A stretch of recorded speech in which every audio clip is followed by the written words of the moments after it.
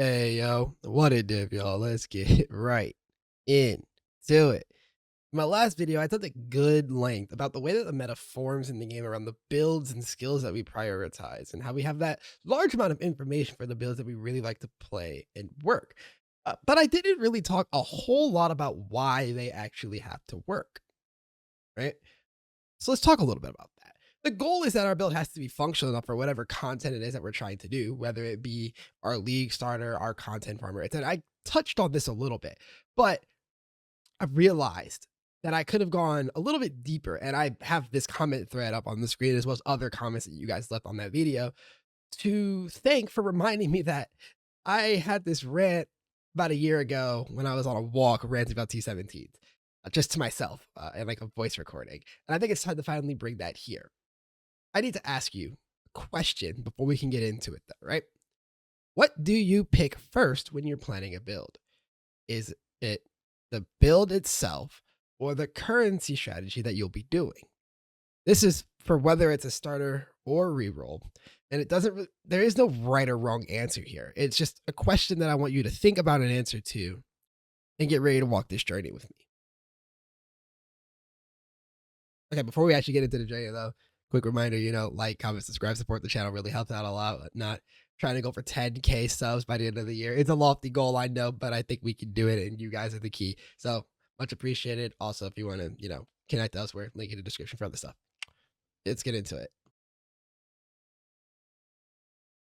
Now, let me layer another thought on top of that initial question, right? Because from my perspective and experience, I think you need this additional thought, which is how much pocket watching do you really get up to? And this is not just in real life, right? I'm talking about specifically in PoE, but you might be pocket watching in real life too. Who knows? But I'm so serious when I asked you that question because I feel like no matter what game state the PoE community has seen, we are always pocket watching. I mean, literally look at the ASA SRU stuff. Literally the two groups that get pocket watched the most right now, like back and forth, quote unquote, beefing, right? Like pocket watching is all we do in this community. And it's for one of two reasons, right? Either A, you might actually just be trying to learn about a strategy and its efficiency, right? I had a number of people asking me about questions about Sanctum and people asking about questions about group farms from like Snap and MP and them, right? You ask about the strategies that you want to learn about, you watch how people make their money and how much money they're actually making to see if it's worth something that you should be attempting. And two, quite frankly, let's be real for a second, sometimes you're pocket watching just to hate a little bit. And that's okay. Look, being a hater, it is what it is. I fuck with it. I fuck with it heavy. So that all just depends on how you feel about like the way that they get their money. But like, it's a valid reason to pocket watch a little bit.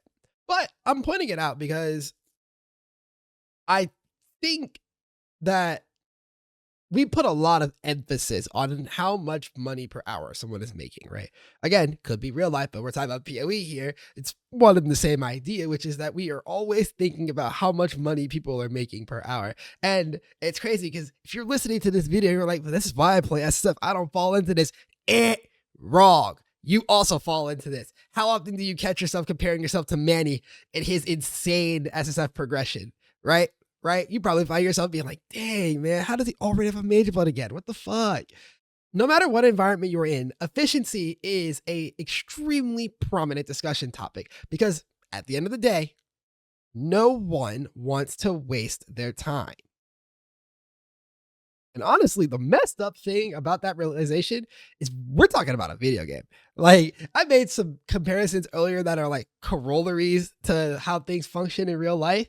But when we talk about wasting time, we are so seriously analyzing the way that we spend our time in video games. Something that is mostly a time waster and a source of entertainment, right? Majority of us who play video games don't make money for it, right? It's just something that we find fun in. And it's something that we're always optimizing the time value of. And it's fine, right? I'm not even judging you for doing so because let's be real for a second. Not everyone has an absurd amount of time to play the game. And honestly, even if you did, you probably don't want to put that ridiculous amount of time, right? Everybody always says, oh man, I would love to be able to play 8 hours a day, 10 hours a day, 12 hours a day into the game. And the reality is that you probably wouldn't because you would start playing that amount of hours and you would start finding all these little nitpicks and whatnot. And that's how you end up with a channel like mine. I have like 8,000 hours or something in the past 7 years, right? And that's with me taking a long ass break in the middle of that somewhere, right? Like that, you don't really want to be stuck nitpicking your favorite game forever, right? It's fun to talk about, but you only want it because you can't do it. And some people would honestly sometimes prefer to be able to do it less, is what it is. Now, back to the topic of efficiency for a second, though, right? When we're rating things in terms of efficiency, we have to find a measurement, right? It's hard to say X thing is more efficient than Y thing if you don't actually have a measurement attached to it. And measurements of efficiency are usually done in terms of time. And this is how we end up at the per hour. And you can't do maps per hour because that's not a universal idea to all content, right? Sanctum is not maps. Even if you look at like mapping strategies, some maps are fast, like Conqueror rushing, or some maps are dummy slow, like the Exile farms, right? You can't go maps per hour necessarily.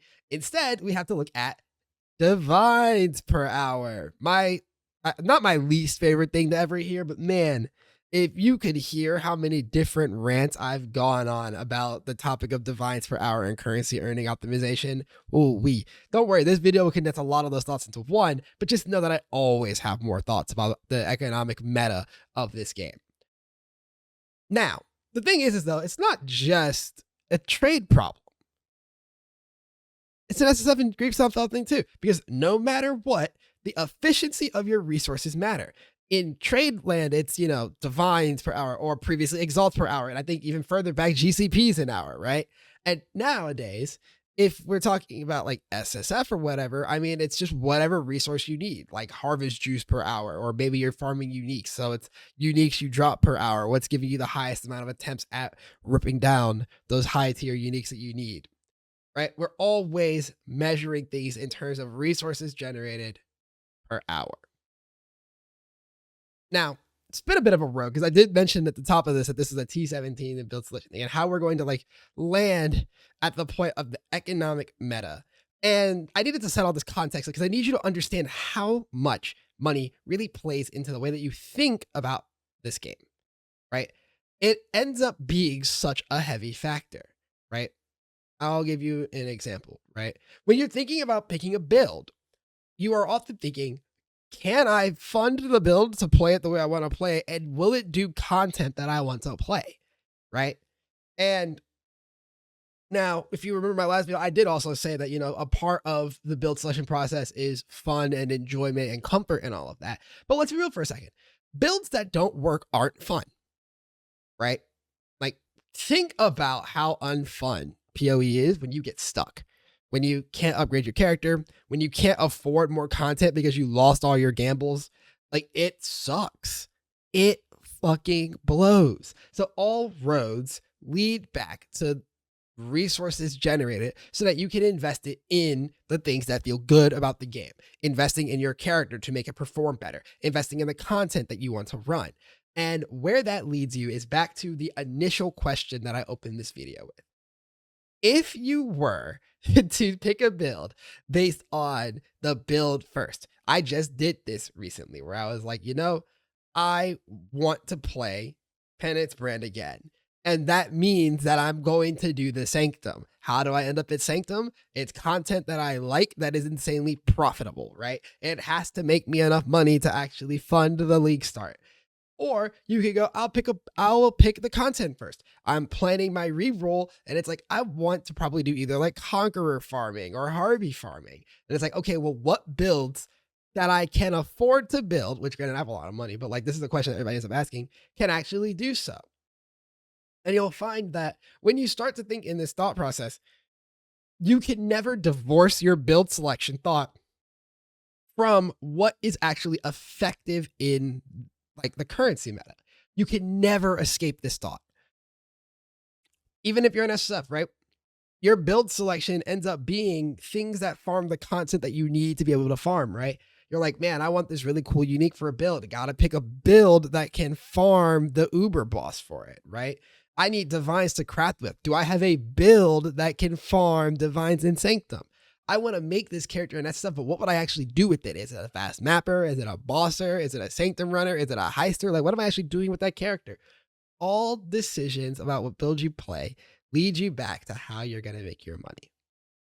And That's what makes the currency meta of the game so much more oppressive than the actual skills and builds meta, right?